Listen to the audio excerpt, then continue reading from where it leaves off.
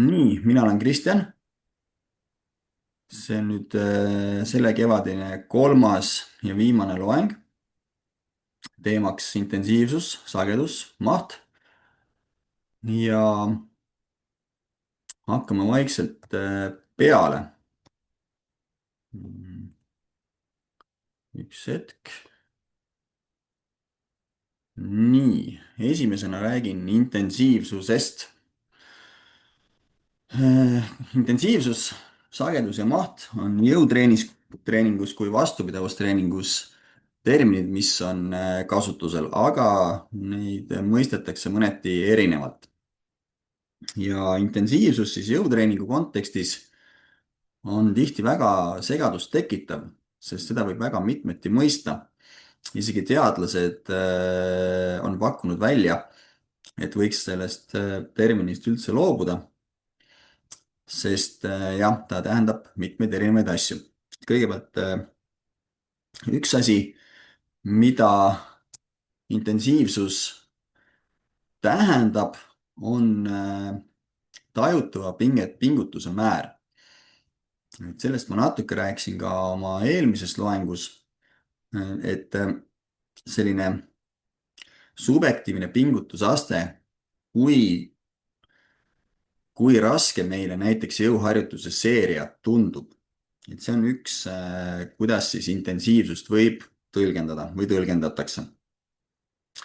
Ja reeglina kasutatakse 1-10 skaalat selle kirjeldamiseks, kutsutakse RPE skaalaks, kus 1 väga kerge pingutus, 10 maksimaalne pingutus.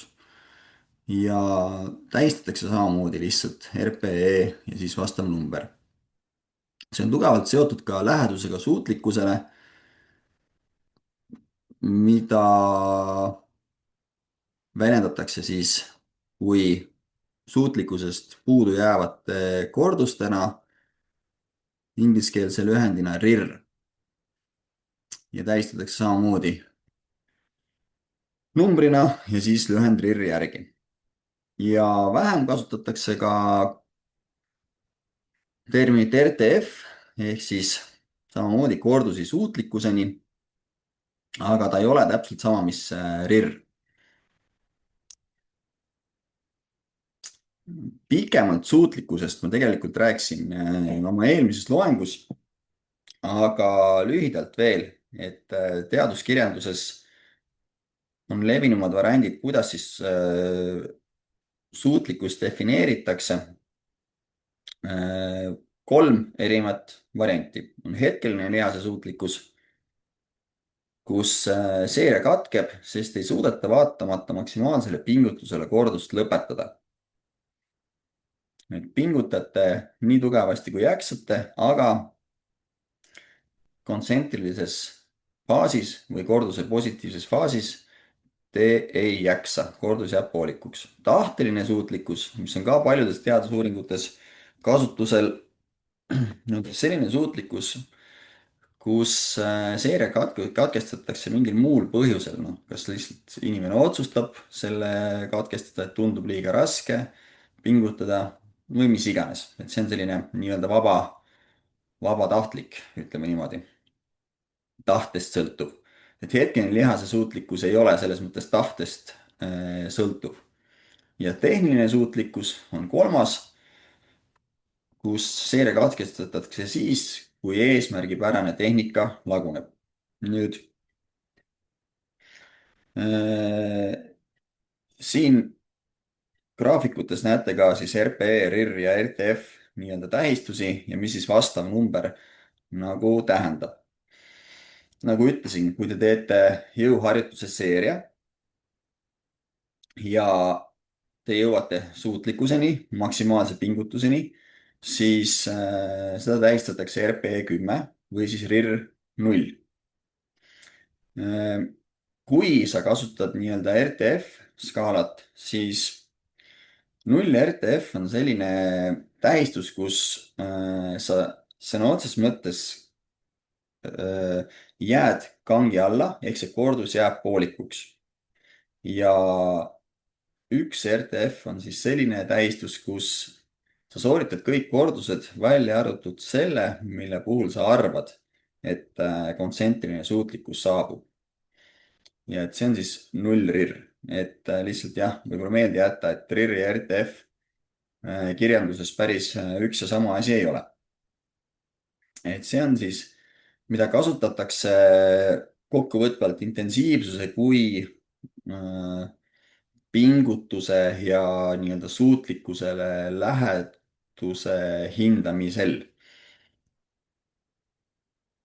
ja lühidalt sellest ka, et miks see suutlikkuseni treening on oluline lihaskasvu seisukohast, on see, et kui te teete kordusi, näiteks 10 kordust hakkate tegema, siis kontsentriline kiirendus, kus te raskust tõstate, siis kiirendus hakkab vähenema ehk mingi hetk te jõuategi sellesse punkti, kus kontsentrilises faasis või positiivses faasis raskus jääb seisma. ehk siis te ei jaksa seda enam kiirendada, te ei jaksa seda enam üles lükata. ja enamus inimeste puhul on see kuskil, kui 40% kiirendusest kaob, siis see tähendab, et suutlikkus on suhteliselt lähedal. nüüd praktikas loomulikult sellist kiirenduse kadu hinnata ei saa, selleks mõõtevahendid puuduvad ja neid ei olegi vaja. aga teadlased saavad kiirenduse kao järgi nii-öelda seeriaid lõpetada, kui jõuame näiteks mingi kindla protsendini. ja siin tõin näiteks ühe uuringu ka, kus seeriad lõpetati siis kas 20% kiirenduse kadu või 40% kiirenduse kadu. ja miks see on oluline? see tõestab väga olulist printsiipi, et alustame lihaskasvust, et lihaskasv oli suurem siis, kui kontsentrilise korduse faasis kiirenduse kadu oli suurem, ehk siis lähedus suutlikkusele lihasmassi kasvu seisukohalt on olulisem kui jõu arengu puhul. jõu arengu puhul, mida siis vaadati ühe korduse maksimumi näol, oli hoopis vastupidi. ehk siis seered ei pea sugugi nii lähedale suutlikkusele sooritama kui lihasmassi kasvu eesmärgi puhul. ja mida rohkem suutlikkusele lähemale sa seire viid, seda loomulikult rohkem kordusi sa jaksad ka sooritada. et seetõttu siin uuringus 40% vähem kordusi tuli siis väiksema kiirenduse kaoga grupis. ehk siis lühidalt, suutlikkuse olulisus on lihasmassi arendamise koha pealt olulisem, jõu arengu koha pealt mitte niivõrd oluline.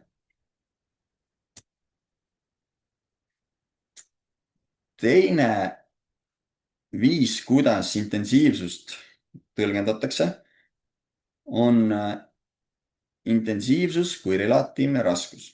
ehk siis välise vastupanu suurus protsentides mõõdetuna ühe korduse maksimumist. see on kõige valdavam viis, kuidas siis siiamaani intensiivsust määratletakse.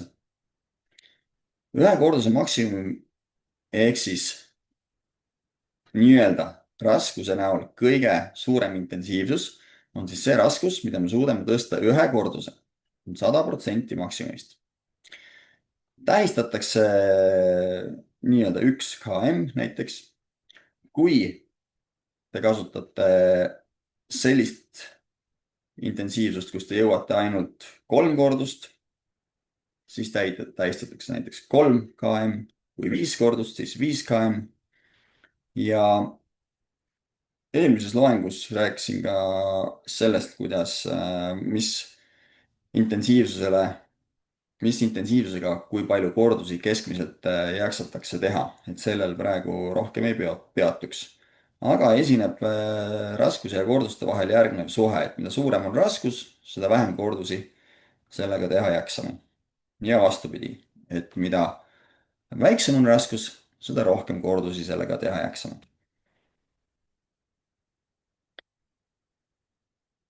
Äh, Suurem intensiivsus, siis antud juhul intensiivsust kui raskust silmas pidades, on efektiivsem jõu arendamiseks. ja jõud suureneb siis lineaarselt suureneva intensiivsusega. ehk siis, kellele on jõud oluline, selle jaoks peaks prioriteetne olema suurte raskuste tõstmine. just siis enda mõistes suurte raskuste tõstmine. see on selline ühest küljest hästi nii-öelda lihtne ja loogiline, aga jälle hea üle korrata. lihaskasvu osas on mitte intensiivsus kui raskus kõige olulisem, vaid intensiivsus kui pingutusaste või siis lähedus suutlikkusele kõige olulisem tegur. ehk siis mida suurem R, mida väiksem RIR.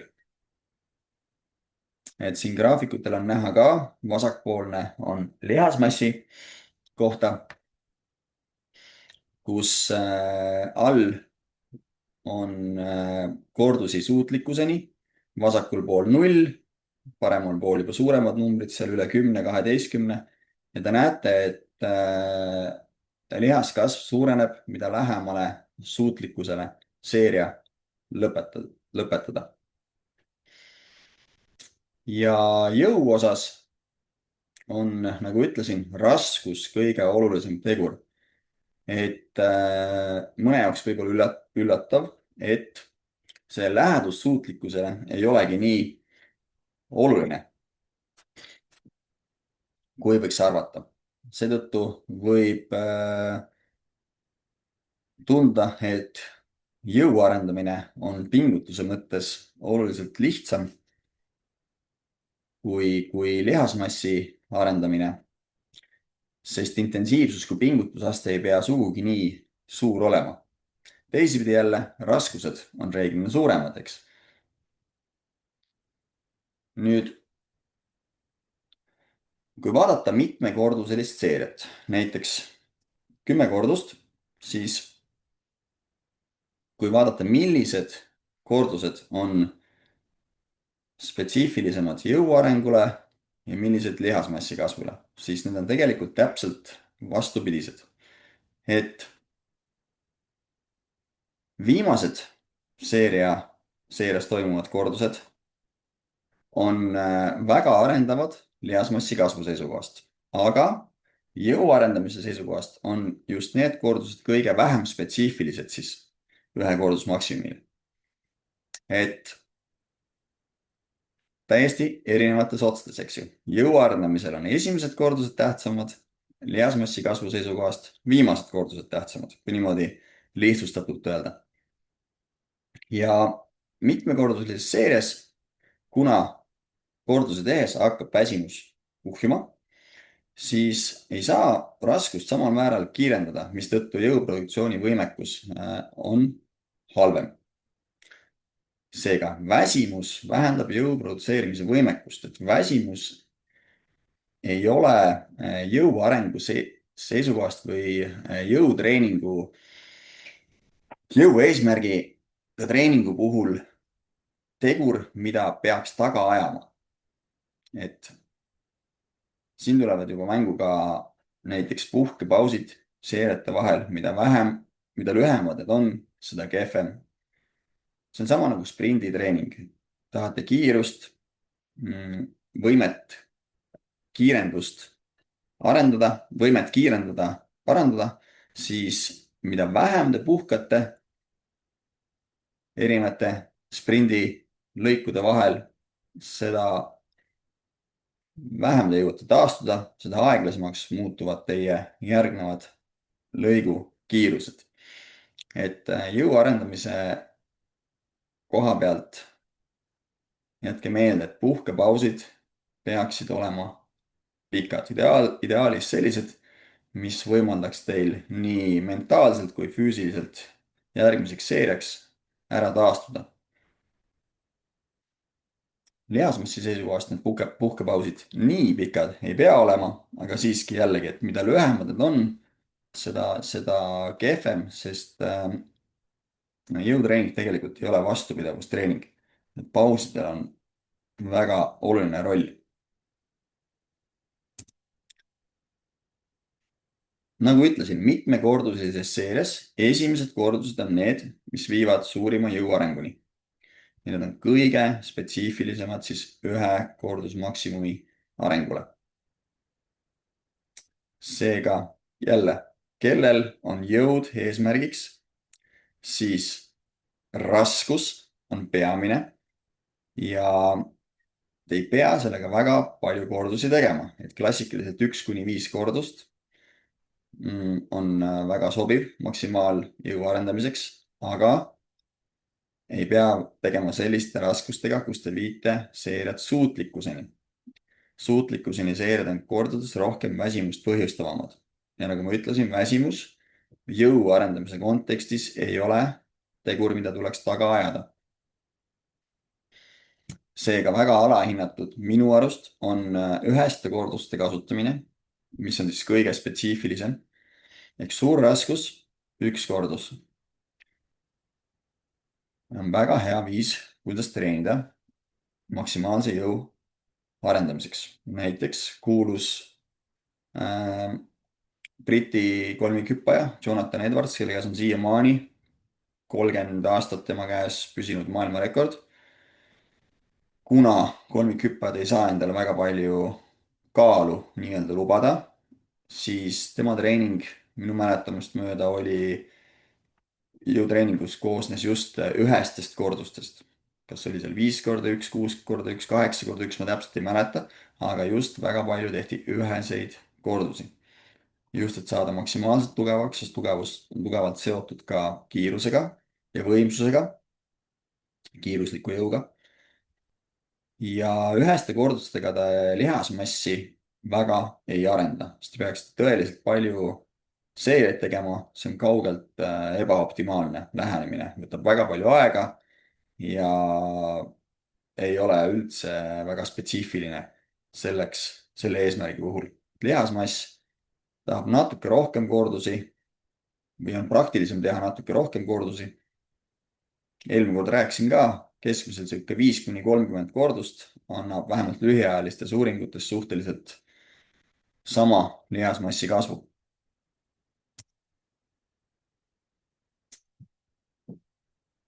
väsimuse mehhanismid, mis siis on ühe kordusmaksimumi ehk siis ühese seeria ja mitmekorduselise seeria viimase korduse puhul on erinevad. et kui te tõstate oma maksimaalset raskust ehk siis ühe korduse maksimumi, siis see raskus liigub üles aeglaselt. Te pingutate tugevasti, raskuse kiirendus on aeglane positiivses faasis.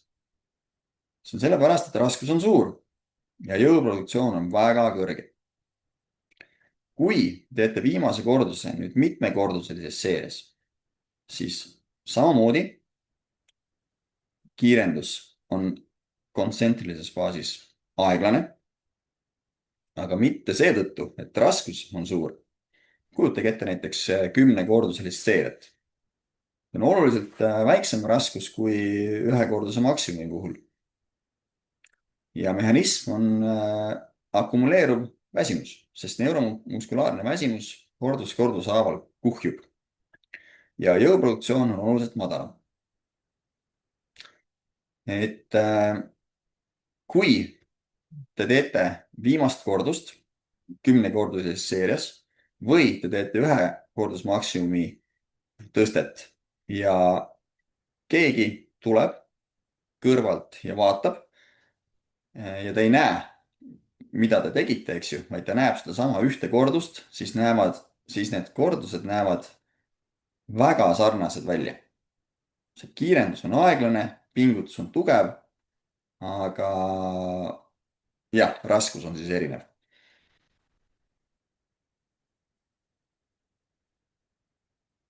ja kuigi siis mitmekorduse seeria esimesed kordused on kõige spetsiifilisemad siis nii-öelda maksimumjõutreeningule, siis seeria viimased kordused võimaldavad jällegi liigutuse variatiivsuse harjutamist, mis tähendab seda, et kuhjuva väsimuse tõttu tegelikult tehnika hakkab mõnevõrra muutuma.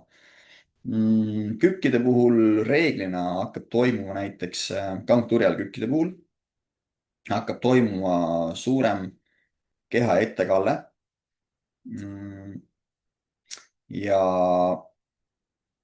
jällegi teatud lihased väsivad rohkem. Sellest lähtuvalt see liigutus hakkab natuke teistmoodi välja nägema. Siis samamoodi, miks viimased kordused seerias jälle on kasulikud, on tugevama pingutuse harjutamine. Sest jällegi, kes võistlevad ja ühe korduse maksimum on oluline, siis sellist tugevat pingutust tuleks jälle eraldi harjutada, kuigi nagu ma ütlesin, mitmekordilises seerias need viimased ei ole jõu arendamiseks nii efektiivsed, aga nad just õpetavad seda pingutamist. Samuti ka koormuse jaotuse muutumine, mis siis samamoodi käib selle tehnikaga kaasas. Et võtame jõutõmbe. Näiteks kui te suudate alguses mingite korduste puhul seal selja nii-öelda sirge hoida ja väsimus kuhjub ja seeria lõpupoole võib näiteks selja asend olla täielikult muutunud. Et koormus on jaotunud veidi teistmoodi. Et muidugi isoleeritud harjutuste, masinaharjutuste puhul erinevad trenasöörid on lihtsam seda tehnikat sarnasemana hoida kõikidel kordustel, aga baasharjutustel, kus on rohkem liigeseid, rohkem lihasmassi kaasatud, eriti pikkade seeriate puhul on tegelikult üpris raske sarnast sooritust hoida. Tegelikkuses kaks kordust ei ole kunagi täpselt identsed, isegi kui need inimsilmale nii paistavad. Aga jah, ühesõnaga, kui te vaatate siin 10-kordulist seeriat pildi peal, siis esimesed kordused, seal on jõuproduktsioon suurem, need on spetsiifilisemad siis või kasulikumad selles mõttes teile jõuarengu seisukohalt, aga viimased on jälle selle liigutuse variatiivsuse harjutamise jaoks, kus RIR on väiksem ja need jällegi on lihasmassi kasvu osas stimuleerivamad kordused kui siis need seeria esimesed. Et kui te teete näiteks 15 kordust seerias või 20 kordust seerias, siis võib julgelt öelda, et pool sellest seeriast, esimesed kordused on piltlikult öeldes sissejuhatavad või sisuliselt nagu liiga kerged kordused, et piisavat lihasmassi kasvu stimuleerida, aga mida raskemaks pingutuse mõttes seeria läheb, teete juba kordused 10, 12, 14, siis seda stimuleerivamaks need muutuvad, kui kujutame ette, et 15 kordust jaksasite. Siis kolmas, kuidas intensiivsust saab defineerida, on siis intensiivsus kui kavatsetud kiirendus. Jällegi, kui jõuareng on oluline, siis kuidas te raskust tõstate? On ju võimalik seeriat teha nii, et te meelega tõstate raskust aeglasemalt. Ma ei räägi praegu maksimum raskusest, aga ütleme 10 kordusega seerias. Esimesed kordused põhimõtteliselt te saate tahtega otsustada, kui kiiresti seda raskust tõstate. Ehk siis te saate valida, kuidas te kavatsete seda raskust positiivses faasis kiirendada. Kui te teete selle meelega aeglaselt, siis see on jõuarengule kehvem. Ehk siis jõu arengu seisukohast korduse positiivne faas, kus te tõstate raskust, võiks olla maksimaalse kavatsetud kiirendusega tehtud. Võime kasutada ka sõna plahvatuslik. Sest nagu me teame, mass korda kiirendus ja mass on konstantne, kangi raskus näiteks, siis see tähendab suuremat jõuproduktsiooni. Ehk siis seega mõelge, kuidas te seda seeriat tegema lähete. Millise kiirenduse te positiivses faasis sellele raskusele kavatsete anda. Lihasmassi seisukohast see ei ole niivõrd oluline, sest need viimased kordused, mis nii või naa on seerias kõige efektiivsemad, nagu ma rääkisin, nii või naa see kiirendus muutub aeglasemaks. Eeldades, et te jõuate suutlikkusele lähedale. Kui te lõpetate teadlikult seeria liiga vara ära ehk positiivses faasis kiirendus üldse ei vähene, siis te tõenäoliselt veel ei ole suutlikkuseni jõudmas. Ehk see on üks indikaator, mis näitab ka, et väsimus kuhjub, kui positiivses faasis korduse kiirendus hakkab vähenema. Seega praktikas hea soovitus on vähemasti katsetada näiteks, et proovida kõik kordused teha võimalikult suure kiirendusega positiivses faasis. Siis on hästi tunda seda hetke, vähemasti edasi jõudnud tunnetavad seda juba päris hästi ära, kui see kiirendus hakkab aeglustuma. Ja jõuarengu seisukohast on siis veel olulisem. Ehk andke positiivses faasis raskusele suur kiirendus, maksimaalne. Proovige nii kiiresti see üles lükata, kui saate või jõutõmbe puhul tõsta, et ükskõik. Räägin positiivsest faasist. 4. viis, kuidas intensiivsust tõlgendada, on intensiivsus kui psühholoogiline teravus. Kuidas jällegi seda seeriat tegema lähete? Kui teil ei ole korralikku keskendumist, maksimaalset fookust, miskid asjad segavad teid, mõtted on kuskil mujal, siis tõenäoliselt teie sooritus on kehvem. Seda on näidanud uuringud samamoodi, et kui näiteks kuulata mingit lemmikmuusikat või treener on kõrval või karjumine, ropendamine, kõik sellised ennast käima tõmbavad tegevused aitavad siis tajutavat pingutust vähendada ja selles mõttes mitmekorduses seerias reeglina sooritust tõsta. Ja on näitud, et kui te veel mentaalselt väsinud ka olete, siis see tajutav pingutus tundubki teile kõrgem. Ehk nüüd mõelge, millise suhtumisega, millise mõtteviisiga te lähete jõuharjutuse seeriat tegema. Et see on ka üks variant, kuidas siis intensiivsust võib tõlgendada. Ehk need 4 on siis intensiivsuse variandid, mis praktikas siis jõutreeningus mingis vormis alati esinevad. Nüüd räägin mahust. Jällegi, tihti väga segadust tekitav, sest seda võib väga mitmeti mõõta. Maht laialdasemalt näitab tehtud töö hulka kindlas ajaühikus.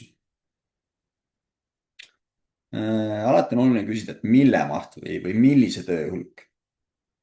See lihtsalt ütleb meile tehtud töö hulga, aga ta ei ütle mitte midagi kvaliteedi kohta. Jõutreeningus, kuidas mahtu lugeda, no siin on erinevaid variante. Siin on välja toodud ka 6 sellist levinud varianti. Toon kohe näiteid ka ja siis räägin, milline on praktikas kõige mõttekam viis mahu lugemiseks. Nüüd seeria kordusmaht on esimene, see on põhimõtteliselt lihtsalt korduste arv. kui te teete näiteks kätekõverdusi, teete ühe seeria, teete 10 kordust, siis tehniliselt on seeria kordusmaht 10. teete teise seeria, teete 7 kordust, seeria kordusmaht on 7. kui te teete või noh, seeriate kordusmaht on lihtne kokku lugeda, liidate omavahel kordused kokku ja saate seeriate kordusmahu. Progressi väga lihtne jälgida just kordustes, kui te kasutate näiteks oma keharaskusega harjutusi. on need lõuatõmbed, kätekõverdused, rööbaspuudel surumised, kus teie raskus on võrdlemisi sama siis. Et korduste seeria kordusmahu kasvus on väga lihtne progressi mõõta. Ehk siis see on tegelikult mingil moel ka praktikas kasutatav, eks. Siis siin on näha seeriate koormusmahtu, kus siis raskus ja kordus või vabandust, seeria koormusmaht, kus raskus ja kordused omavahel korrutatakse. Jällegi, kui raskus on sama, teaksite sellega rohkem kordusi teha, siis seeria koormusmaht tõuseb. Väga lihtne viis, kuidas jõutreeningus progresseeruda. kui sa jääksid sama raskusega rohkem kordusi, siis see on progressi näitaja. Kui sa teed mitu seeriat, siis tuleb erinevate seeriate koormusmahud kokku arvutada ja numbrid lähevad juba suuremaks. aga põhimõte sama, et saab lugeda ja mõõta progressi. järgmine viis on siis üldmahu vaatamine, kus teil on erinevad harjutused, seeriate koormusmahud nendel erinevad ja siis te saate vaadata, palju te näiteks ühes trennis kilosid tõstsite või ühes nädalas või ühes harjutuses, eks, et ükskõik kuidas, nagu ma ütlesin, maht on lihtsalt viis, kuidas seda töö hulka lugeda. Et siin ei ole selles mõttes õiget ega valet, vaid need lihtsalt on erinevad võimalused. et nagu näha, selline 10 000 pluss ühe treeninguga kilogramme tõsta ei ole tegelikult mingi mure. ja siis siin, kui vaadata nüüd kõik need nii-öelda ühes plaanis, siis me näeme, on harjutused järjest, siis on raskused, seeriate arv, sooritatud kordused, saab kordusmahud kokku lugeda, seal on seeriate kordusmahud, saab seeriate koormusmahud läbi korrutada, ehk siis raskused korda seeriad korda kordused. nii te saate koormusmahu. ja kokku siis selles näitlikus treeningus oli seeriate maht kokku 16 seeriat, seeriate kordusmaht 145 kordust ja seeriate koormusmaht kokku siis 7805 kilo. nii, te võite lugeda, on kirjandust, et kui palju kordusi ühes trennis on mõistlik teha või kui palju seeriaid ja võib-olla ka tonnide kohta. Need kõik on tegelikult kuskilt mõnes mõttes õunte pealt võetud, et tegelikult ei ole selliseid kindlaid vahemikke otseselt. et see kõik sõltub nii paljudest teguritest. et kui pikk oli seeria. kui teete 30 kordust väiksema raskusega, korrutate läbi, siis need tonnid saab väga-väga suureks koormusmahud. et see sõltub väga palju ka, mis vahend on, näiteks jalapressil saab väga suured numbrid, mõnel teisel harjutusel veel väga väiksed numbrid, et see on täiesti sõltub harjutusest ja kordustest. ja kõige mõttekam, mida praktikas kasutada ja ühtlasi ka kõige lihtsam, on seeriate mahu arvestamine, kas siis lihasgrupi või harjutuse kohta mingi ajaühiku jooksul, näiteks trennis või nädalas. mm,. Seeriate maht iseenesest ei ütle midagi jälle raskusega, kordusega, koormusmahtude kohta. Ta lihtsalt ütleb, mitu seeriat te tegite, kas siis ühte harjutust või ühte lihasgruppi. kõik. siin mõned näited ka. esimene, kus teete kükki, teete esmaspäeval 2 seeriat, neljapäeval 3, siis seeriate maht nädalas on 5 seeriat. see on siis harjutusest lähtuvalt loetuna. kui te loete lihasgrupist lähtuvalt, teine näide, näiteks on esmaspäeval kükid, neljapäeval puusatõsted, siis te loete antud juhul näiteks Tuhara lihastele kokku 6 seeriat. esmaspäeval 3, neljapäeval 3. Ja seeriate mahu kasutamine siis, kui sellise adekvaatse mõõdikuna on väga-väga okei. kui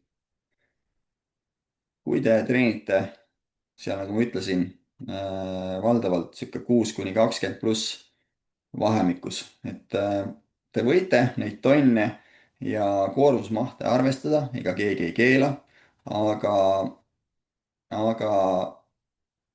eriti lihasmassi kasvu arvestades ei ole lihtsalt vajalik, et olulisem on üldine seeriate arv, siis pingutus selles seerias, nagu ma rääkisin, lähedus suutlikkusele, harjutuste valik, millest täna juttu ei tule, harjutuste valik on muidugi ülitähtis. Ja need on sellised põhilised. kui pingutusaste on korralik, harjutuste valik korralik, siis seeriate arv treeningu ja nädala kohta on see, kuidas ma soovitan mahtu lugeda.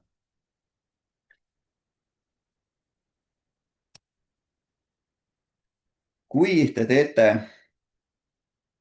seeriaid, näiteks ühes trennis, siis esimesed seeriad on kõige stimuleerivamad. ja lihaskasvu seisukohalt. ja samamoodi ka jõuarengu seisukohast, sest nagu ma ütlesin, väsimus hakkab seerialt kuhjuma. samamoodi esimesed seeriad põhjustavad kõige vähem lihaskahjustust. ja kui sa teed järjest seeriaid juurde, siis iga seeria annab sulle progresseeruvalt vähem kasu. et sa võid põhimõtteliselt ju lõputult seeriaid teha, kujutame ette teoreetiliselt, aga mingist hetkest on see lihtsalt ebavajalik tegevus, see lihtsalt kuhjad väsimust. leitud on, et 2-3 seeriat on lihaskasvu osas stimuleerivam kui 1 seeria. 4-6 seeriat, see on siis ühe treeningu kohta, rõhutan, ühe treeningu ja ühe lihasgrupi kohta. 4-6 seeriat on lihaskasvu seisukohalt parem kui 2-3 seeriat, aga efekt on juba väiksem kui siis 2-3 seeriat võrdluses ühega. ehk juba on näha nii-öelda kahanevat kasu. ja need analüüsid siin on umbes 15 aasta tagused, James Kriegeri poolt tehtud. ja jõuarengu seisukohalt ka. Nendes analüüsides siis 2-3 seeriat oli oluliselt parem kui 1 seeria. aga seal oli üpris vähe uuringuid oli kaasatud ja aeg on päris palju edasi läinud. aga lihtsalt, mida ta kõige rohkem tõestab, on põhimõtteliselt, et kahaneva kasu printsiip, et iga seeria annab järjest vähem kasu ja kasu ja kasu. et siin on nüüd uuemad, vähem kui 10 aastat vanad uuringud, mõned, siis on näha, et lihashüpertroofia, lihaskasv, esimesed 4 seeriat, kui vaadata seda Franz Schoenfeldi metaanalüüsi, siis üle 60%, ligi 65% tuleb 1-4 seeriast nädalas. ehk see on väga hea, kuidas öelda, investeering, eks. vähe seereid, mm, väga hea kasu. teete 5 kuni 9 seeret nädalas, saate küll 20% juurde, aga samas peate rohkem nii-öelda tööd sinna investeerima. ja 10+, siis jälle aina väiksemaks see kasu läheb, aina väiksemaks ja väiksemaks ja väiksemaks. jõu puhul seerete maht, mida vaja on, oluliselt väiksem nädalas, et vaid, et 1-4 seeriast tuleb ligi 80% jõuarengust. nüüd seega tasub alati mõelda, et kui oluline mulle siis see areng nii-öelda on või kui väga ma seda nii-öelda maksimeerida soovin. sest väga suur osa tulemustest tuleb juba väga vähesest arvust seiretest. et see on esimene tähtis asi, mida ma tahaksin öelda. nüüd see vasakpoolne ülemine graafik ongi sellesama Brad Schoenfeldi metaanalüüsi järgi, kus on näha põhimõtteliselt, et kui te soovite duubeldada lihaskasvu, mille saavutas siis selline, ütleme kuni 3 seiret nädalas, siis te peaksite sooritama 18 seiret nädalas. ehk siis see ei ole nii, et kui te teete 3 seiret nädalas ja siis hakkate tegema 6 seiret nädalas ehk 2 korda rohkem, et siis te saavutate ka 2 korda rohkem lihasmassi kasvu. ei, see ei käi niimoodi. jällegi kahanev kasu. iga seeriaga te saate küll mingi kasu, aga see on aina väiksem. ehk siis kõik sõltub, kui palju te tahate investeerida. nii, aga ma kohe räägin ka, miks seal tulevad jälle teised tegurid mängu, kui need mahud hakkavad liiga suureks minema. ja see parempoolne graafika, mida ma ka eelmises koolituses rääkisin, näitab ka seda siis, et esimeste seeriate stimuleeriv efekt on suurim ja lihaskahjustuse efekt siis või lihaskahjustus tekib progresseeruvalt juurde iga seeriaga. ehk siis mingist hetkest ei ole mõtet neid seeriaid rohkem teha. nüüd, kui palju seeriaid ühes treeningus siis maksaks teha ühele lihasgrupile, siis see sõltub väga tugevalt, kui tihti te trenni teete. no selleni ma veel jõuan. seega, te põhimõtteliselt võite iga päev ka sama lihasgruppi treenida. Te võite mitu korda päevas sama lihasgruppi treenida, kui te teete väga vähe seeriaid. ja kui need seeriad on näiteks väga kaugel lõpetatud suutlikkusest, näiteks mõni inimene teeb iga päev, ma ei tea, 10 kätekõverdust hommikul ja õhtul, pole mingit probleemi. Need seeriad ei ole stimuleerivad. Need seeriad ei ole väsitavad enam inimese jaoks, ütleme nii. ehk seega kõik sõltub, kui palju teha, kui pingutust nõudvad need on ja kui tihti neid teha. seega maht, sagedus ja intensiivsus on omavahel alati väga-väga seotud. nüüd, mida on teada, et lihaskasv mõõdetuna siis lihaspaksuses ultraheliga harva ületab 0,4 sentimeetrit 8 kuni 12 nädala jooksul. et uuringute keskmine on 0,28 sentimeetrit. et te võite vaadata joonlava peal, kui vähe see on. seega, kui te loete uuringuid, kus on kasutatud väga suuri seeriate mahte, see kuulus näiteks, mida nimetatakse 52 seeria uuring. see on nüüd kõige suurem seeriate maht, mida siis nädalas on tehtud, seda tehti küll 2 nädalat, et sinna jõuti nii-öelda progresseeruvalt. aga jällegi, me räägime piltlikult öeldes millimeetritest. kui sul on ülimalt oluline maksimeerida lihaskasv, siis selliste mahtudega, see on väga kõrge maht. Treenimine on võimalik, kui seda teha lühiajaliselt, kõik muud tegurid on nii-öelda paigas, toitumine, puhkus ja nii edasi. mitte küll kõigile, sest ka seal oli inimesi, kes ei olnud võimelised seda tegema lõpuni. Nii et jällegi, kui palju te olete nõus seeriaid lihasele ühes trennis ja ühes nädalas investeerima?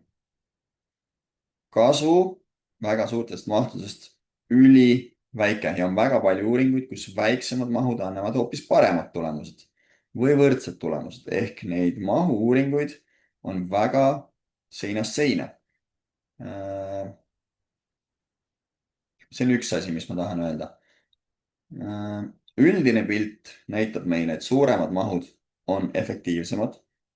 See on selge, väga suured metaanalüüsid väga mitmetest uuringutest, väga palju katsealuseid, see on selge, aga indiviidi tasemel on seis natukene teine.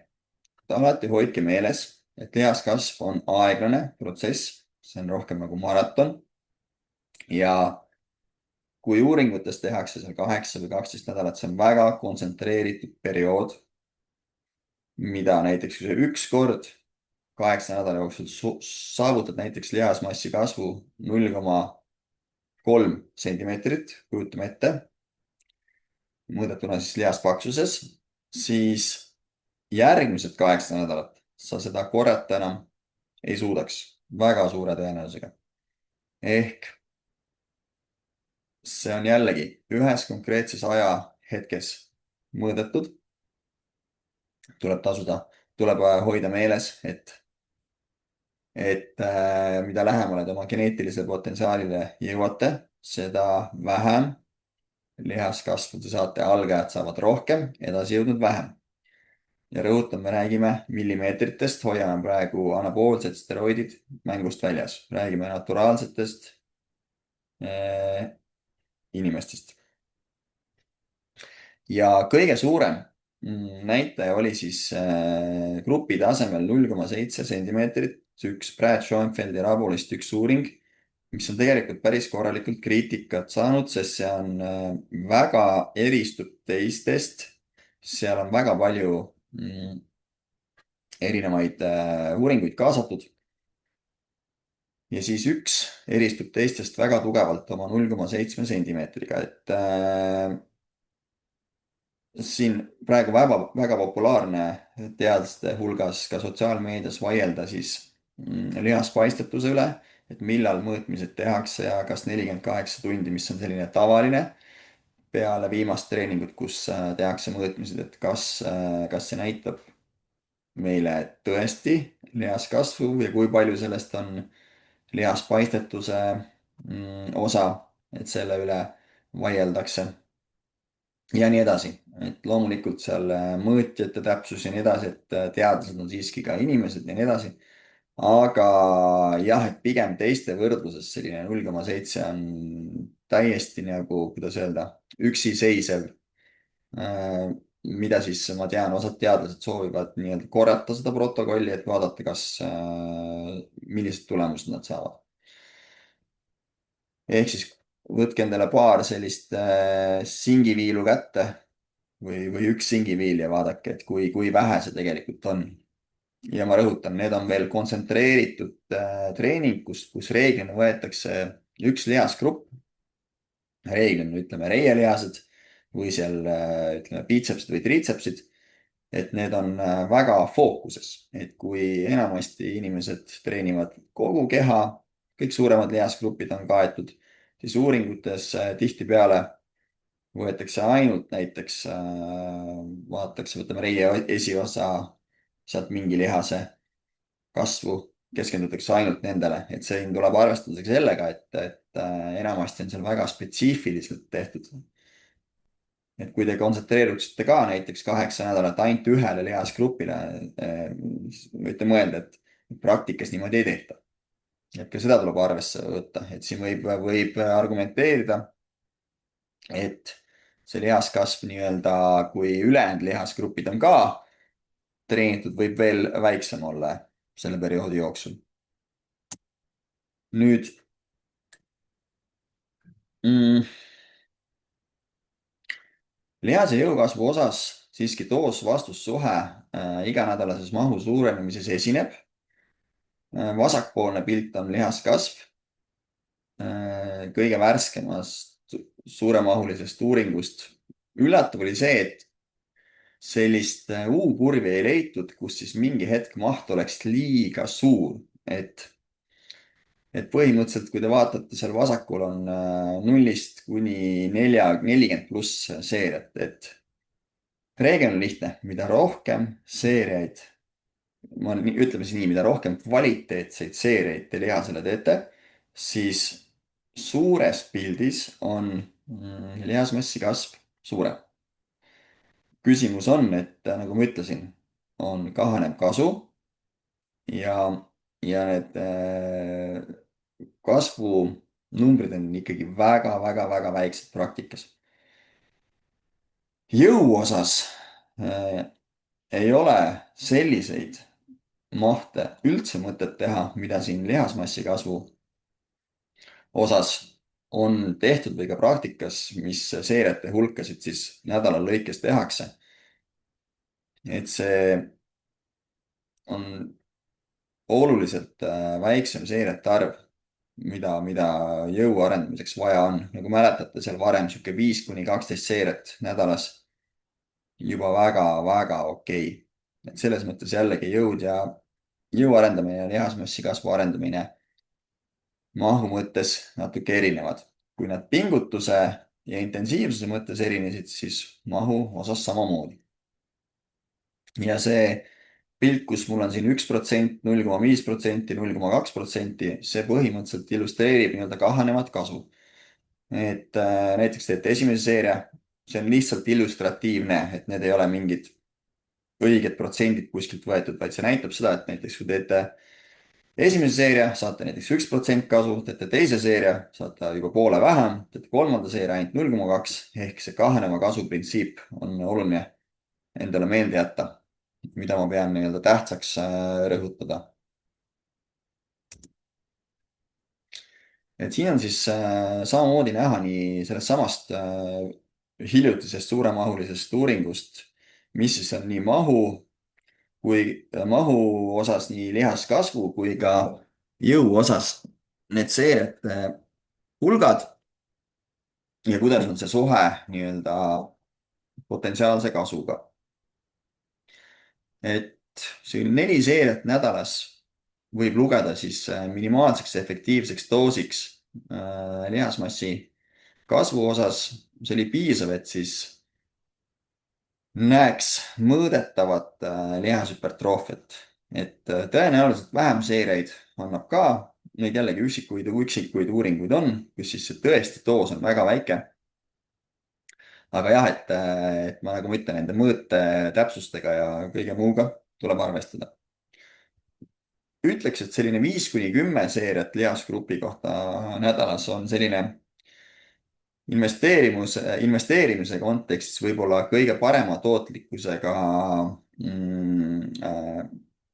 seeriate maht.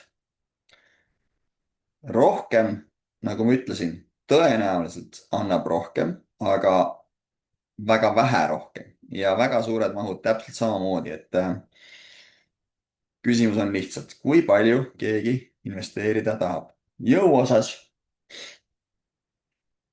nagu näha, siis üks tugev seeria. seal on väga palju uuringuid ka jõutõstjate puhul, kus on lihtsalt ühe seeriaga testitud 1x1 ja nii edasi. 8-10 nädalased perioodid, väga hästi jõunäitajad arenevad. et nagu ma ütlesin, jõu arendamiseks on oluliselt väiksemad seeriate mahud vajalikud, et raskus on oluline ja puhkus on oluline.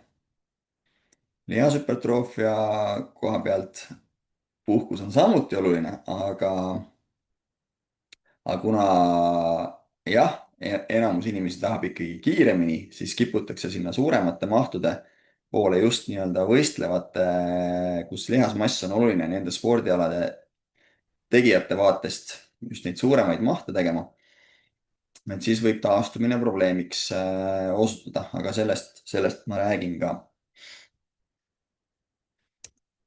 Nüüd, mida teadlased ise on öelnud, rääkides siis mahust, et millised oleksid need üldised soovitused, mida anda. Et te võite lugeda 10–20 seeriat nädalas või üks varasem kokkuvõte 12–20 seeriat nädalas ja nii edasi. Te võite lugeda neid erinevaid numbreid, sotsiaalmeedia on neid täis. Tegelikult ei saa otseselt mingit kindlat vahemikku ju soovitada, sest me näeme, et väga madalad mahud töötavad, väga kõrged mahud töötavad. Neid uuringuid on väga palju. Ja väga raske on selle põhjal üldist sellist seeriate mahtu edasi anda, sest mida me teame, nagu me nägime, et rohkem on parem, aga järjest vähem kasu ja kasu ja kasu, kuni lõpuks see hakkab su vastu töötama. Ja see on igal inimesel tõenäoliselt erinev. Igal inimesel on tõenäoliselt oma mingisugune ka ajas muutuv optimaalne mahu mõttes seeriate arv nädalas. Et see kõik vaatab praegu nädala lõikes. Ja minu soovitus on alustada madalamast mahust.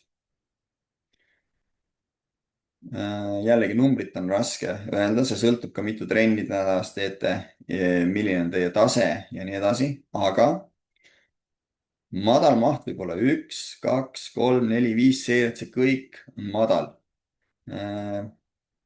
nädala lõikes. Kui te sellega arenete, te teate, kuidas te progresseerute, millist progressioonimudelit te jälgite, siis selle madala mahu eelis on see, et te taastute ära. Kui te panete kohe seal näiteks 10, 15, 20 seeriat endale ühele lihasgrupile nädalas, rõhutan, lihasgruppe on ju palju, see kõik käib ühe lihasgrupi kohta, siis esiteks tuleb teil see kuidagi ära mahutada oma treeningpäevadele. Et kui teil on 1-2 treeningpäeva, siis nii või naa te ei saagi suurte mahtudega treenida, sest need treeningud peaksid minema väga pikaks, mis jälle ei ole praktiline ja võite mõelda, kui palju väsimust need põhjustavad ja lihaskahjustust jällegi. Siis tuleb treeningpäevi juurde võtta. Ehk see on üks tegur. Et sellega tuleb arvestada. Ja mis te teete siis, kui progressi ei ole, te ära ei taastu, teil maht juba on suur. Et need on küsimused, mis võivad tekkida. Et seetõttu alati on mõistlikum alustada rahulikult, alustada väiksematest doosidest. Maht on nagu ravimidoos. Intensiivsus on nagu ravim ise, et need on mõlemad vajalikud. Ehk peab olema piisav intensiivsus, aga ravimidoos peab ka õige olema. Mitte ei piisa ainult sellest, et ravim on õige. Ja kui te progresseerute, siis järelikult kõik on hästi. Et kõige tähtsam mõõdik on progress.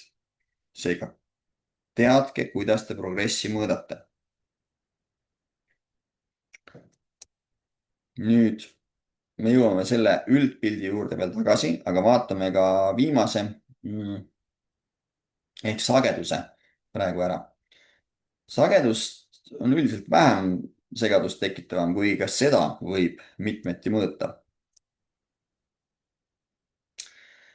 Kõigepealt on üldine treeningute sagedus. Noh, kui mitu trenni sa teed näiteks nädalas? Võib vaadata ju, kes väga paljud tippsportlased, kui mitu trenni sa teed päevas. Või siis, kes kasutab teaduslikumaid termineid, kui mitu trenni sa teed näiteks ühes mikrotsüklis või meso- või makrotsüklis. Et see lihtsalt näitab üldist treeningute sagedust mingi ajaühiku kohta. Kõige levinum praktikas, kõige kasutatavam ilusti nädala kohta, kõige lihtsam keskmisele inimesele. Samamoodi võib vaadata siis kindla lihasgrupi treenimise sagedust ja samamoodi ka kindla harjutuse treenimise sagedust. nüüd, sagedus on lihtsalt moodus, kuidas maht, millest me ennem rääkisime, kuidagi ära mahutada. kuidagi on see maht, mida sa tahad teha. kujutame ette, sa tahad teha 10 seeriat nädalas tuharalihastele. nüüd on vaja kuidagi see ära mahutada sulle sinna nädala peale ja siin tulebki sagedus mängu. jah, kui sa käid üks kord nädalas trennis, siis see 10 seeriat tuharalihast tuleb seal ühes trennis. kas see on kõige optimaalsem, kohe räägin. või etteruttavalt juba ütlen, et ei ole. ehk võiks rohkem trenne nädalas teha. ja loomulikult esineb suhe, et mida suurem on treeningute sagedus nädalas, seda suurema mahuga saab treenida. jällegi, kui võtame vastupidavusspordi näite, treenitakse mitu korda päevas isegi ja võib-olla 6 korda nädalas, kui noh, võtame nii keskmiselt ühe puhkepäeva ka, et siis te võite ette kujutada, et näiteks üldine treeningute sagedus nädala kohta on 6 päeval ja näiteks 2 korda päevas, see tähendab seda, et ka seal on päris palju mahtu, mis on kõik siis ära majutatud nii-öelda.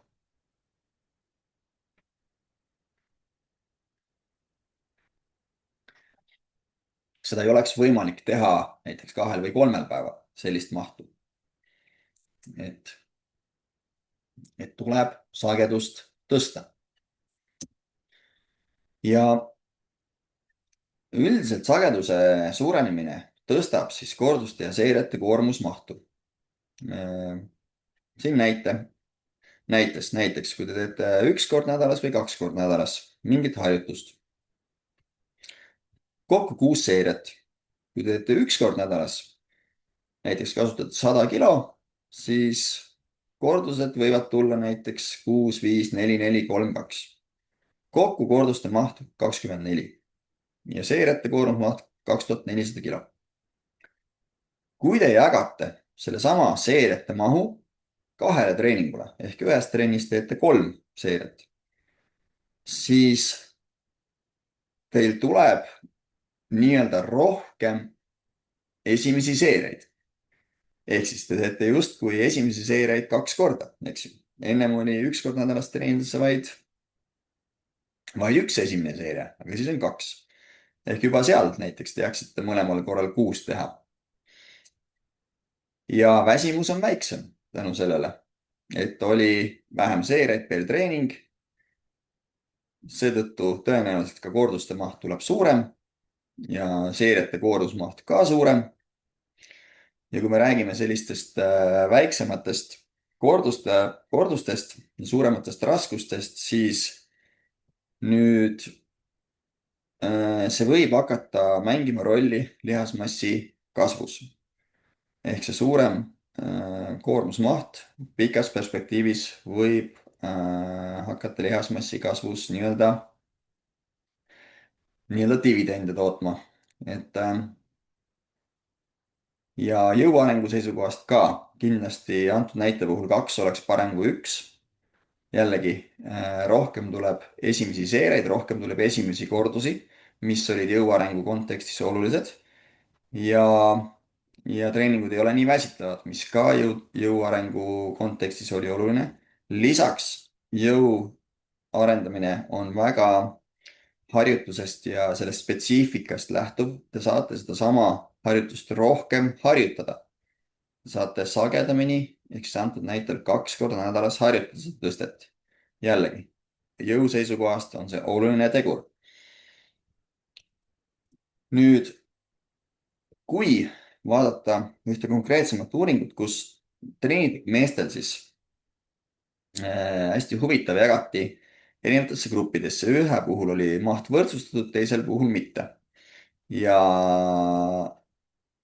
sellised uuringud on kõige huvitavamad minu jaoks, kus näiteks üks jäse teeb ühte asja, teine teeb teist, et siis hästi palju tegureid on sellega võrdsustatud, et toitumine sama, puhkus sama ja nii edasi, et kui üks jalg teeb ühte ja teine teeb teist. ja mõlemas grupis siis üks jalg tegi 3 korda nädalas ja teine 1 kord nädalas. aga ühes grupis, kus võrdne maht oli, tehti 9 seeriat suutlikkuseni kord nädalas. ja teine jalg samamoodi kokku 9 seeriat, aga 3 korda nädalas. 3 seeriat treeningu kohta. aga kuna üldmaht oli võrdseks vaja saada, siis kordustega hoiti tagasi, seega tehti suurema RIR-iga, suurema varuga, et muidu maht ei oleks võrdne. ja teine grupp lasi siis nii-öelda teha suutlikkuseni ka sellel grupil, kes treenis 3 korda nädalas 3 seeriat. ja tulemused olid sellised, et need, kes treenisid 3 korda nädalas 3 seeriat, said kõige paremad tulemused. vahed ei olnud nüüd ütlemata suured, aga arvestades, et tegu on treenitud inimestega, siis vahe oli ikkagi olemas. ehk sama seirete arv, 9. kui sa võrdled lihtsalt, et 9 seeriat suutlikkuseni 1 kord nädalas versus 3 seeriat suutlikkuseni 3 korda nädalas, ikkagi vahe oli olemas. seega ühtepidi, kui maht on võrdne, siis sellel sagedusel väga, ütleme, sagedus ise väga ei määra. aga nagu ma ütlesin, suurem sagedus võimaldab kokkuvõttes tegelikult rohkem mahtu teha. ja see, nagu siin uuringus, annab paremad tulemused. ja seda näitavad ka kõik suuremahulised uuringud, et kui maht on võrdne, mis siis enamus uuringutes ongi kilovatt korda raskused korda seeriad, või vabandust, raskused korda kordused korda seeriad, siis sagedusel endal ei näi olevat lihasmassi kasvule märkimisväärset mõju. ja nagu ma ütlesin, ja see uuring näitas ka, et kui suurema sagedusega kaasneb suurem maht, siis võib sellega saada suurema lihas- ja jõukasvu. ehk siis suurem sagedus on hea siis, tahtsin öelda, et võite endale kirja panna, et suurem sagedus on hea siis, vaid siis, kui sellega kaasneb suurem maht.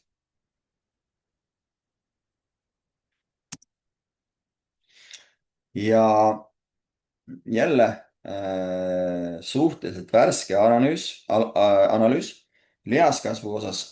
ilmselgelt, kui sa hakkad üldse trenni ei tee ja hakkad 1 kord nädalas tegema, siis on väga selge efekt. kui sa hakkad lihasgruppi treenima 1 korra asemel 2 korda nädalas, siis endiselt on efekti tõus olemas. see on siis vasakpoolne roheline graafik.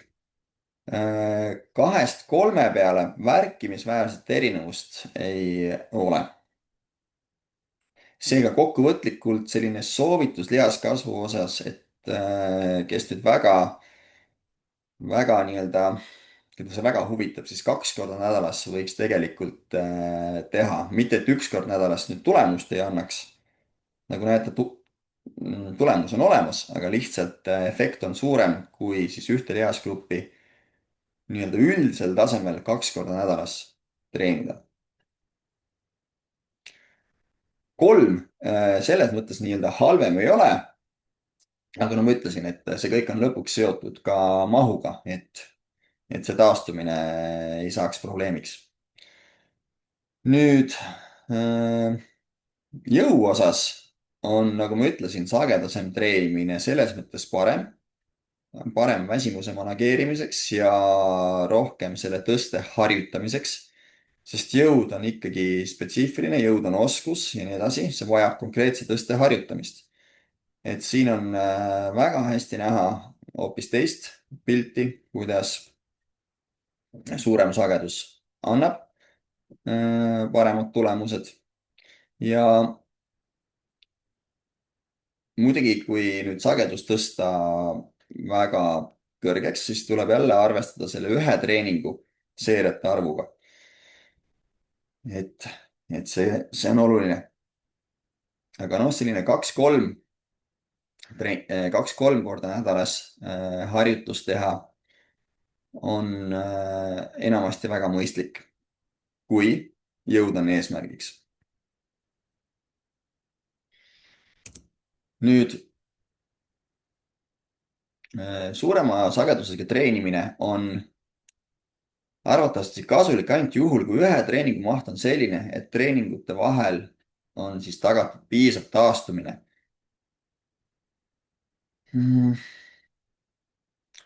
Ta on tõenäoliselt kasulikum, kui see tagab, et ühe treeningu maht ei läheks liiga suureks. nagu ma ütlesin ühes näites, et kui teil on ainult üks kord nädalas võimalik trenni teha, te ei saa sinna lõputult seeriaid panna.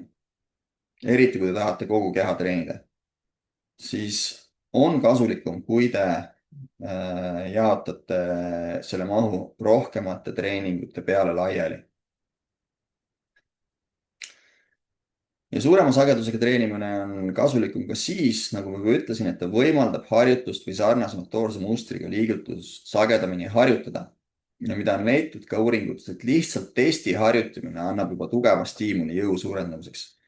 Sest jõu mõõtmine on ju tegelikult alati mingi testiga sooritav. Me jõusaalis reeglina mõõdame, ma ei tea, lamades surumine, kangiga kükk, mis iganes. Et see on lihtsalt väga paljuski oskus. Kui ühes treeningus on maht liiga suur, siis ei pruugi treeningute vahel piisavalt taastumist toimida.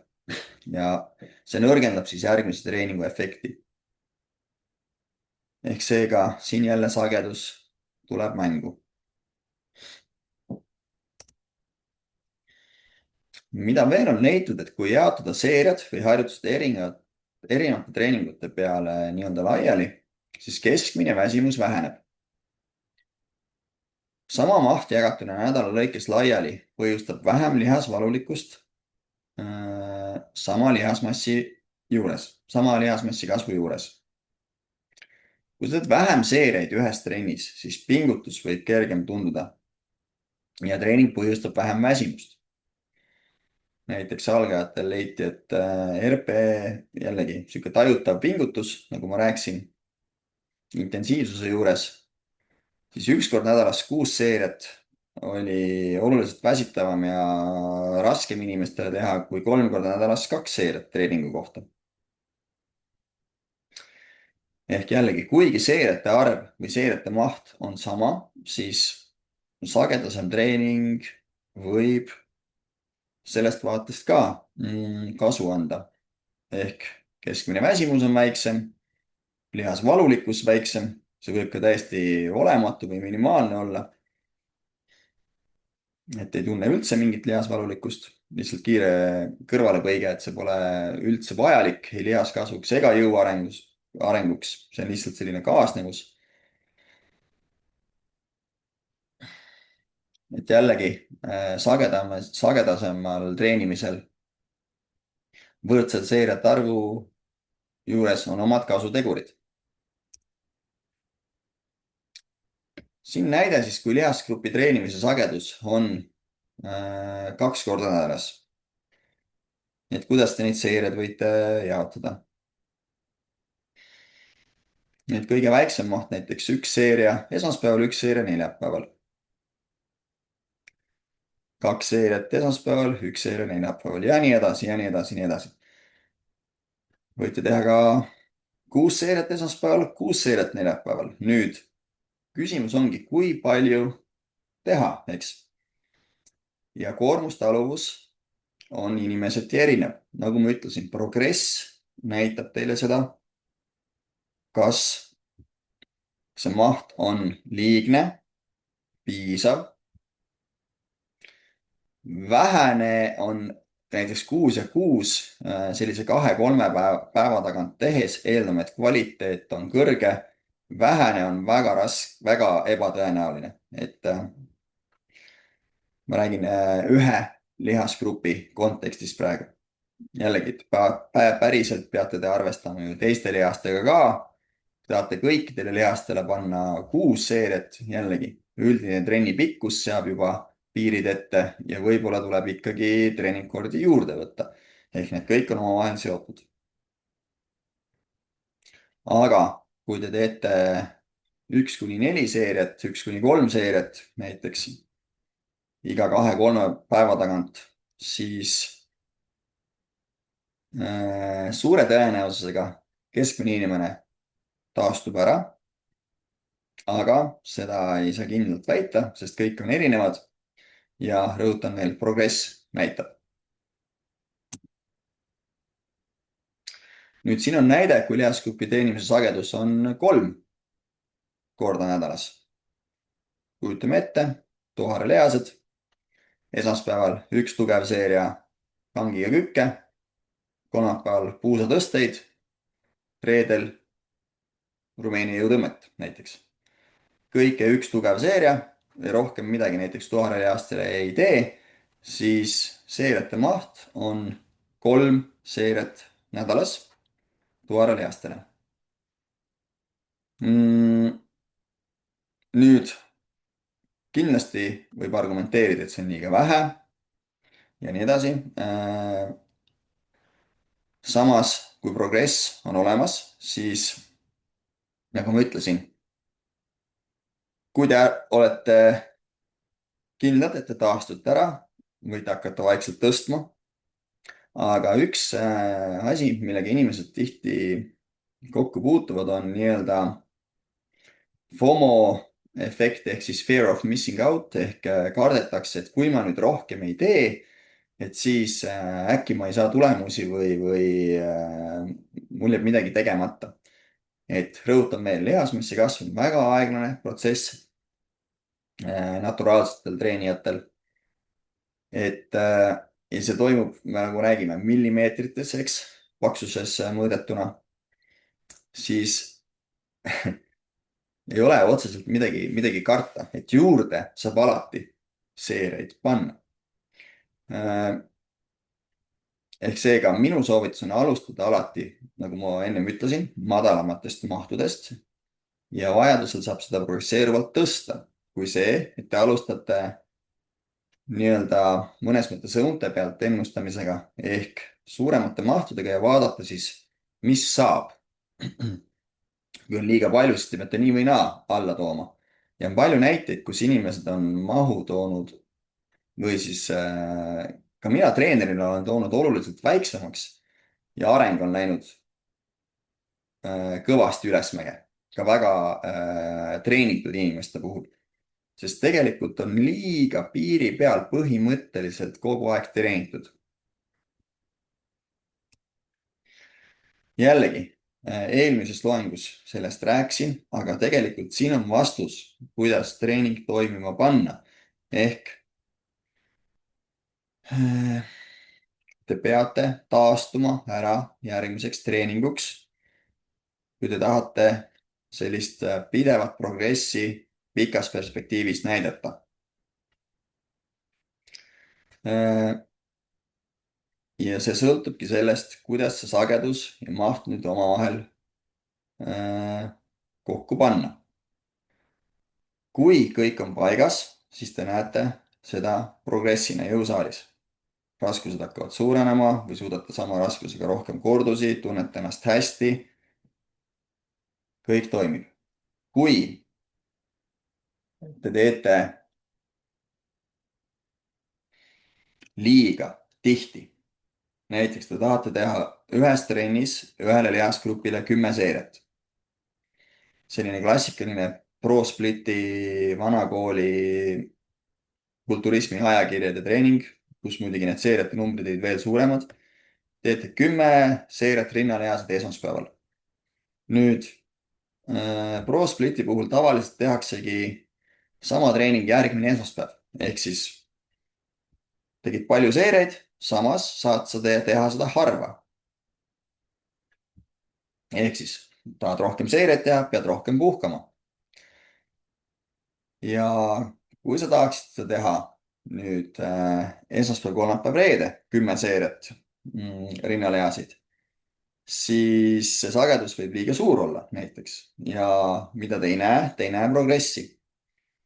tulemused hakkavad hoopis allapoole minema, ei lähe edasi, siis kumba on liiga palju, kas on sagedus liiga suur, ehk siis ei peaks 3 korda nädalas tegema, või on maht liiga suur.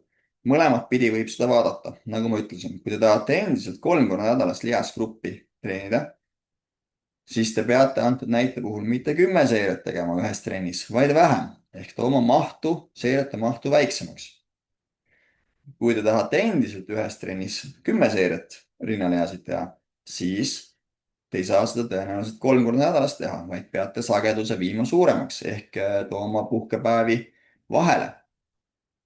nagu ma ütlesin, et sageduse ja mahu kooskõlast sõltub see, kas see kava või treeningplaan toimib või ta ei toimi.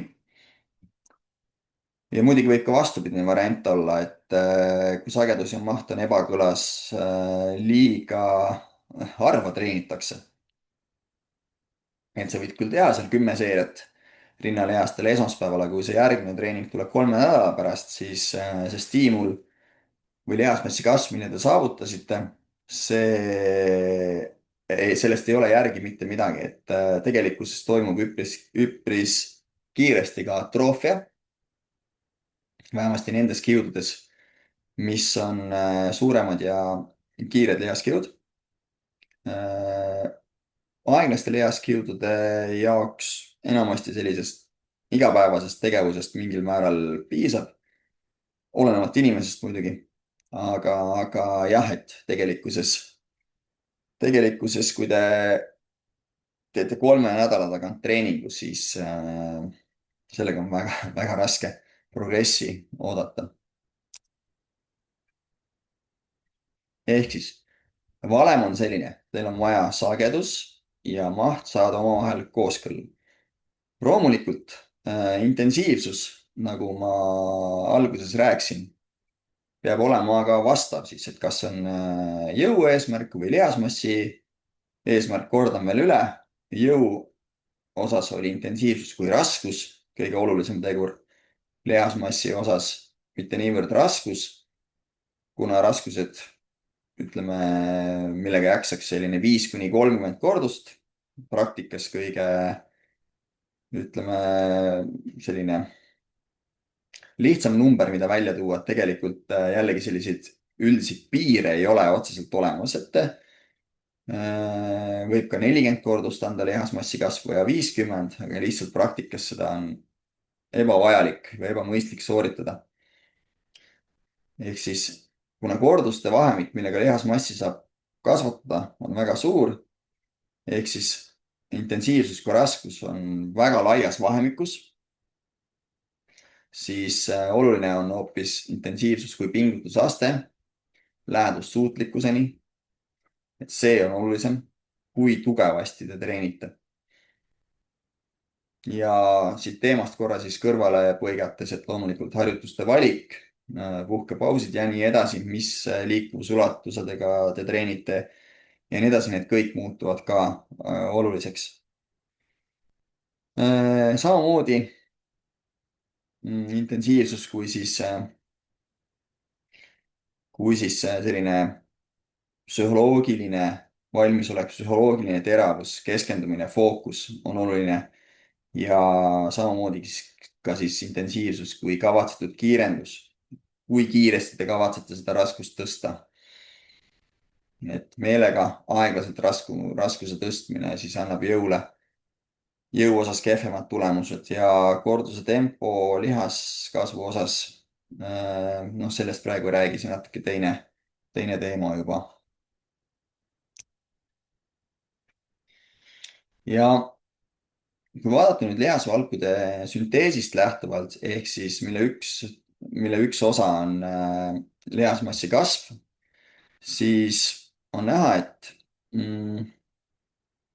treenitud inimestel on see,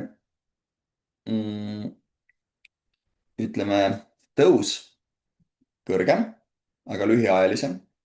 treenimata inimestel on ta laugem, aga pikaajalisem. ehk ka sellest lähtuvalt treenitud inimesed võiksid justkui lihasgruppi sagedamini treenida, algajatel ei ole sellest lähtuvalt nii sagedasti vaja. et seega see sagedus kui selline võib olla edasijõudnutele olulisem, sest nii või naa nad treenivad reeglina suurema mahuga kui algajad, sest algajad on eriti vastuvõtlikud stiimulile, et nad lihtsalt ei vajagi alguses väga suurt mahtu ja näitavad igal juhul progressi. aga edasijõudnutel jah, nagu ma ennem ütlesin, et see suurem maht kuidagi ära mahutada äh, on praktikas vaja või praktikas vajab suuremat sagedust ja kuna see valgusünteesi vastus, valgusünteesi intensiivsuse tõusu vastus on ka edasijõudnutel kõrgem, aga lühiajalisem, siis ka sellest lähtuvalt võib sagedus olla suurem. ja kui arvestada seda veel, et edasijõudnud on lihaskahjustusele resistentsemad ja samamoodi ka neuromuskulaarset väsimust tekib nendel vähem, siis ka sellest lähtuvalt võib sagedamini treenida. sest see protsess, kui kaua keha lihasmassi ehitab, ei ole üldse väga pikk, et võib-olla paar päeva, võib-olla suurema mahu puhul kauem, aga see ei ole pikk. ja kui vaadata seda parempoolset ülemist, siis see kollane osa seal on lihaskahjustus ja on näha, et algajatel eriti see lihaskahjustus on alguses väga suur ja lihashüpertroofiat väga ei tekigi, nagu ma eelmistes loengutes rääkisin ka, et rohkem näeb jõuarenguna seda progressi jõusaalis. aga kui treeningprogramm on sama, siis see hakkab progresseeruvalt järjest vähem lihaskahjustust põhjustama. et see on ka miinus, miks kogu aeg treeningkavasid ei tasuks vahetada või harjutusi iga trenni vahetada, et iga uudne harjutus põhjustab jälle rohkem nii lihasvalulikkust kui lihaskahjustust, et kui te püsite kogu aeg ühes samas treeningkavas, siis seda on oluliselt vähem. ja kui te vaatate vasakpoolset alumist pilti, siis seal 4 esimese treeningu jooksul umbes 4 kuni 6 treeningut, see lihasmassi kasv ei olegi väga mõõdetav, et see lihase ristlõike pindala suurenemine on valdavalt seal just sellesama lihaspaistetuse arvelt, et seda siis mitte tõlgendada nii-öelda lihaskasvuna. et jällegi, see kipub vähenema, te püsite sama treeningprogrammi juures ja teete trenni ja lihaskasv hakkab siis suurenema. nii, kokkuvõtvalt ütleksingi, et maht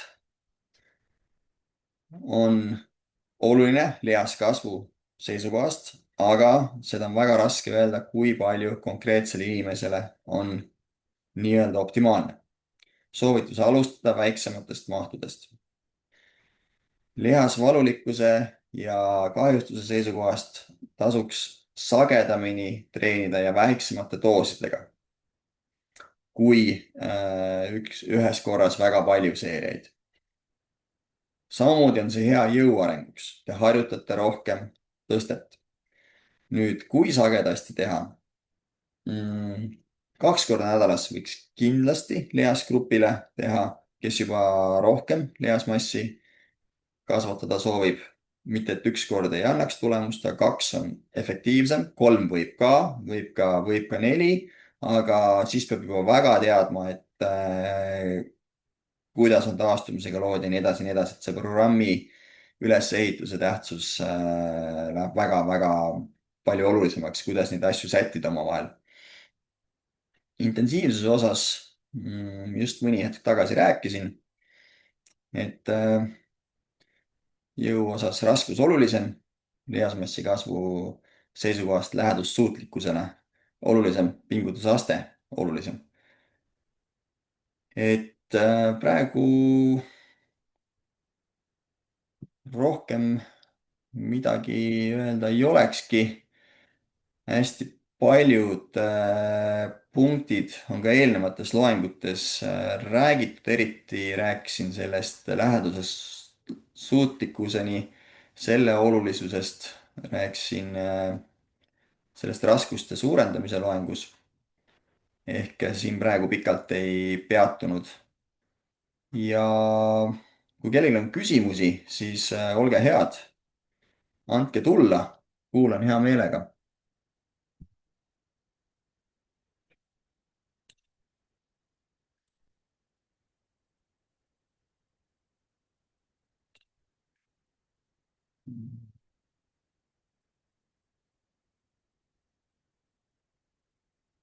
nii.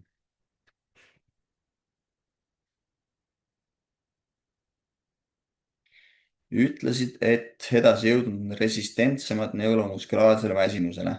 mis mehhanismi järgi täpsemalt see nii on? Väsimus põhimõtteliselt, kuidas see defineeritud on? sooritusvõime halvenemine. ehk siis testitakse, jõuad mingi tulemuse teha ja kui sa ei jõua seda tulemust teha, eks ju, siis sa oled väsinud, sellel on erinevad mehhanismid. väga palju erinevaid mehhanisme on sellel, aga selles mõttes see on üldiselt mõõdetuna, et algajatel läheb kauem aega, et piltlikult öeldes see väsimus lahtuks ja saad samad tulemused uuesti sooritada. edasijõudnumad selles mõttes saavad kiiremini samad tulemused sooritada. et see väsimus on antud kontekstis nii-öelda üldine. jah, see koosneb erinevatest teguritest, et on nii lihases lokaalselt väsimust põhjustavad tegurid kui ka siis närvisüsteemi tasandil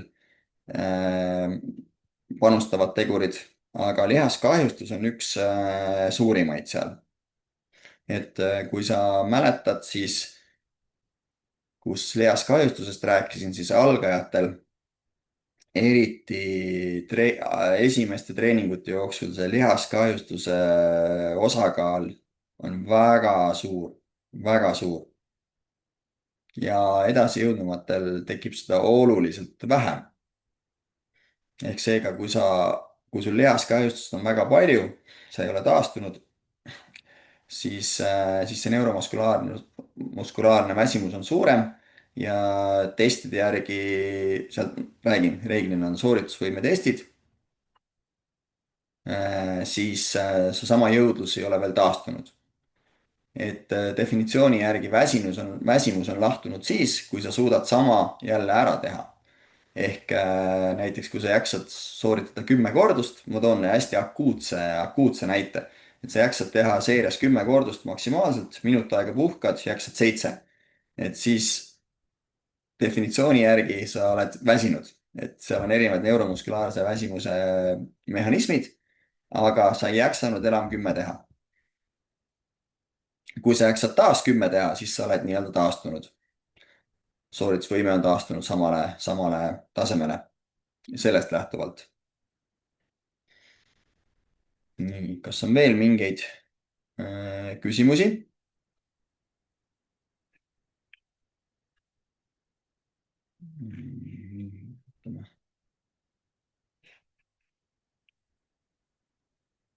rohkem vist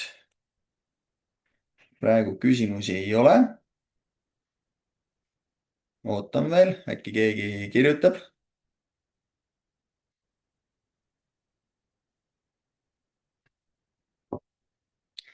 Te võite ka hiljem kirjutada, sellest ei ole midagi. võin teile veel materjale saata, lugemist, kes soovib. aga kui rohkem küsimusi praegu ei ole, siis tõmban väikselt otsad kokku, tänan teid kuulamast. võib-olla kohtume millalgi veel, ei oska öelda. kui kõik tundus hetkel loogiline, siis on väga hästi. võtke heaks et see ongi selles mõttes keeruline teema, et siin ei ole mustvalgeid vastuseid, et ma täitsa saan aru osadest inimestest, kes tahaks nii-öelda ütle mulle täpselt see, seda lihtsalt ei saa anda või õigemini see ei ole minu hinnangul õige, sest nii, kellelgi tuli küsimus. iPhone küsib.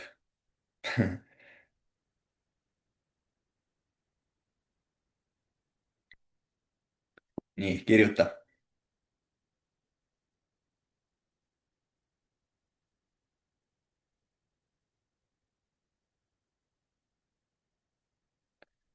tuleb päris pikk küsimus.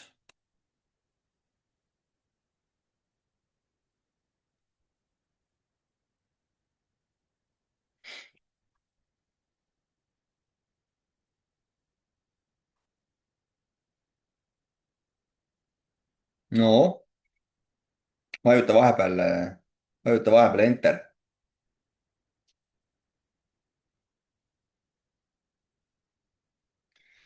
nii, ütlesid, et edasijõudnutel maht on suurem, aga siis, kui paned palju seeriaid nädala peale, siis progress äh, väheneb või? mis see sõna on? ole hea, kirjuta uuesti. progress väheneb, okei okay.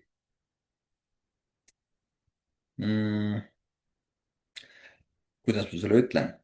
kui mahu tõstmine, äh, kui mahu tõstmine kiirendab sul progressi, siis sa tõenäoliselt treenisid ennem liiga väikse mahuga. Äh, progress väheneb, et seda on selles mõttes väga raske aru saada, et progressi sa vaatad igas harjutuses eraldi. said siin juurde korduse, said juurde korduse või kaks, panid kilo juurde siin-seal, siis progress väheneb. ma mõtlen, progress aeglustub, kas sa seda pead silmas või et jah, kui sa paned mahtu juurde, väsimus suureneb, see on selge, kui sa sagedust ei muuda. aga kui endiselt progress on olemas, siis proovi, tee mingid nädalad, vaata, kuidas on. nii, et kui progress on olemas, siis jätka. hüpertroofia mõttes ei näe progressi.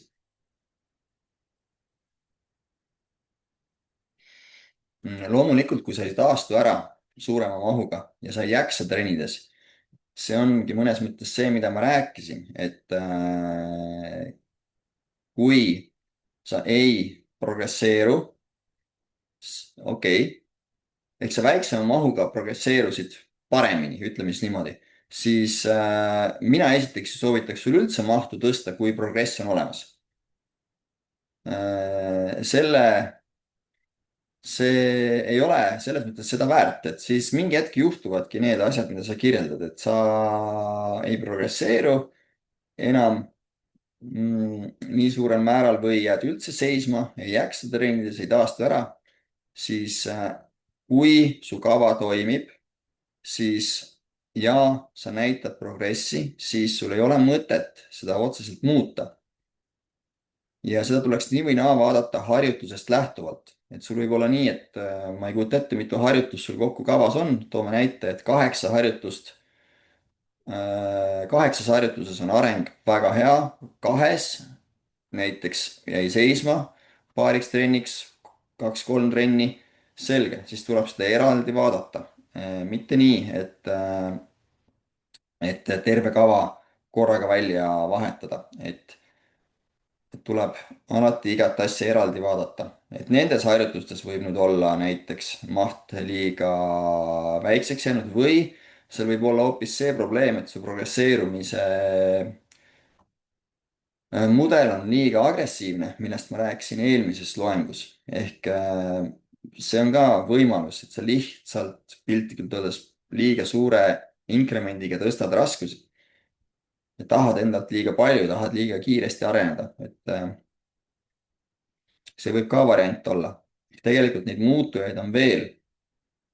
seetõttu on kõige parem on hoida ühte sama kava, hoida sellest kinni, siis sa näed kõige paremini neid muutusi. Kui sa kogu aeg muudad kõike, siis sul on väga raske aru saada, milles konkreetselt see mure võib olla.